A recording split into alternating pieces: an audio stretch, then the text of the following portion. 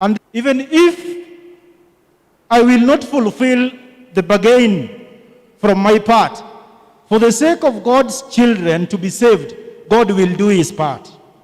So God brought water out of the rock in as much as this water, through striking it, it was stricken through anger.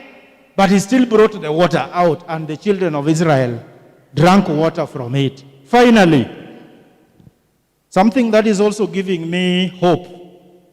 The entire life of Israel people, it's not about Moses, in my view.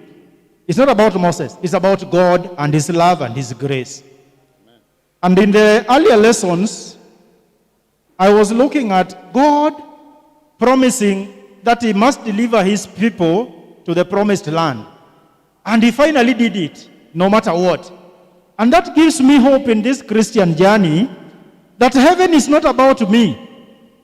It's about God and his promise of salvation. And so heaven, we will be there, not because we did good or we were counted worthy, but because God has promised us heaven. Heaven is going to be there for us. And that is what makes me hopeful, even as I see the life of Moses, that as he moves with the children of Israel to the promised land, it's not about him. It's about God and the promise that he made to Abraham. And for that reason, heaven is about God, and we shall inherit it, not because of our good or our worthiness, but because God has made that heaven for us. And that is what hopeful aspect that I'm getting from this. In general, Ellen White says, as I close, that during that time Moses stood on Mount Pisgah. After he had seen all, he says that it may not have been possible that Moses saw physically all the cities, but God took him through a vision also to be able to see Dan and all the Jericho and all the rest. But Ellen White says something which gives me also a challenge, that Moses, at such a point in his heart, spoke all good things that he did after realizing that he's not going to enter physically the promised land. And then I was asking myself, is there a situation where I can also count good things that I have done? When that time comes, remember Moses is separated from the people of Israel. He's dying alone. He's going to die on the mountain alone without the people. And where to die? Maybe I'm in the hospital, alone. My wife, my children, in as much as they will be there, it will be me and my God. Do I have some things that I can count about my walk with God, which I can put before God and say, God, yes, I am a mortal person. I'm immortal. I'm a mortal person. I'm a weak person. But remember this, and this. Thank you.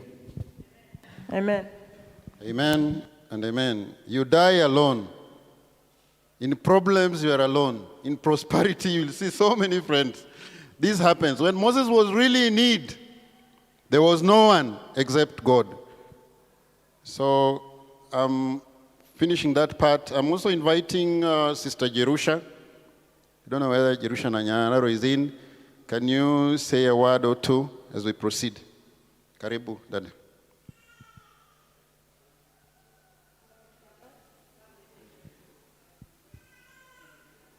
Wakati nilikuwa napitia ile lesoni, hakika niliweza kushangaa sana, maana tunaona Moses ni yule ambaye alikuwa na imani na alikuwa anamwamini Mungu sana. Tunaona akiitwa, akiambiwa mahali ulipo ni mahali patakatifu, na akaweza kutumwa akaenda aweze kuokoa wana wa Israeli. Ameweza kutenda hayo yote, na yeye alikuwa anaenda peke yake pale mlimani anaongea na Mungu. Musa alikuwa anamjua Mungu na alitembea na Mungu, na hata mwisho wake tunaona wakati anakufa, hata hakuwa amekufa eti amezeeka sana.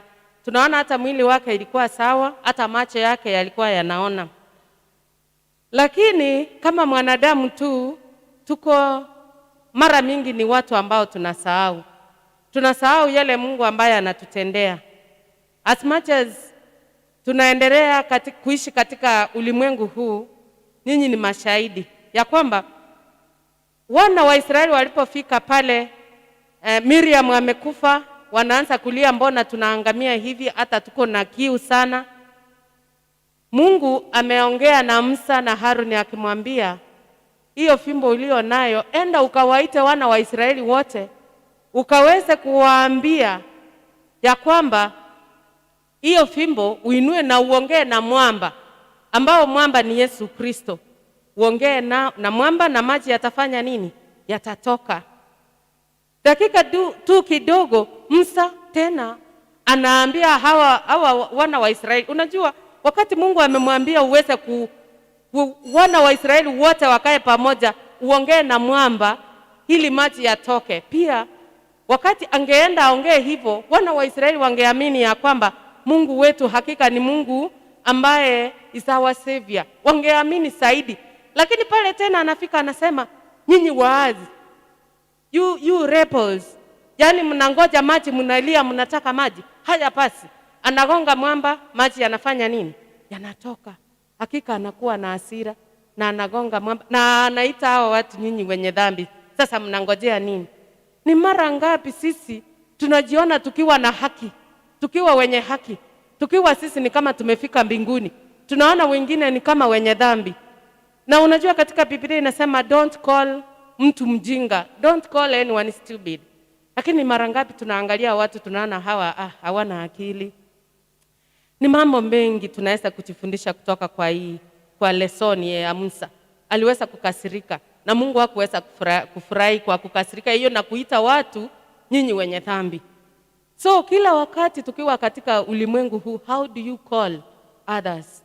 Unawaona aje? Unaona watu wengine kama hawana akili, na Mungu apendezwi na hilo jambo. Lakini hata hivyo tunaona Musa akiwa amesimamia upande wa Yesu. Vile aliweza kuongoza wana wa Israeli 40 years jangwani. Hata tunaona Yesu akiwa pale jangwani akiweza kuomba for 40 days and